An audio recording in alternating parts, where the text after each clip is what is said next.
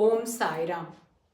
நரசிம்ம சுவாமிஜி மகா சமாதி அடைந்துவிட்ட செய்தி பரவி கூட்டம் கூட்டமாக மக்கள் வந்து அஞ்சலி செலுத்துவதற்காக குவிந்தனர்.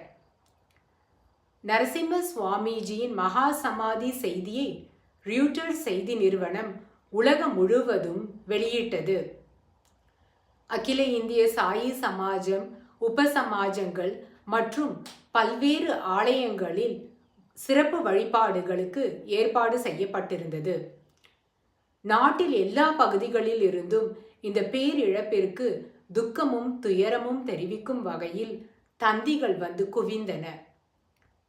நாட்டில் உள்ள அனைத்து சாயி பக்தர்களுக்கும் தங்களுக்கு சாயிபாபா யார் என்று காட்டிய குருதேவரான பூஜ்ய ஸ்ரீ நரசிம்ம சுவாமிஜிக்கு துக்கம் தெரிவிக்கும் வகையில் இரங்கல் கூட்டங்கள் நடத்தப்பட்டன.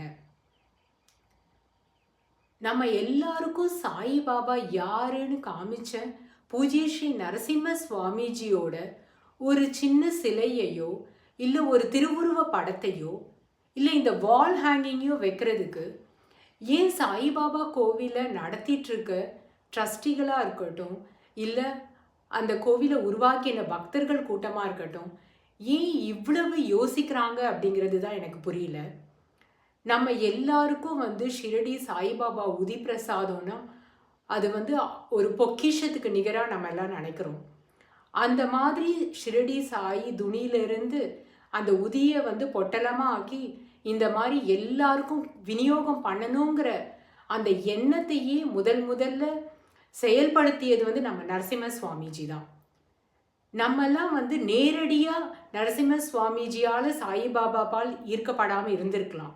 ஆனால் ஒரு சாய்பாபாவோட படத்தை பார்த்து ஈர்க்கப்பட்டிருக்கலாம், இல்லை அவரோட ஒரு லாக்கெட்டை பார்த்துருக்கலாம், இல்லை ஏதாவது அவரோட கோயில்களுக்கு போயிருந்திருக்கலாம், இல்லை யாராவது பாபா பற்றின ஒரு லீலைகளை நமக்கு சொல்லியிருக்கலாம். இதெல்லாம் எப்படி நடக்குது?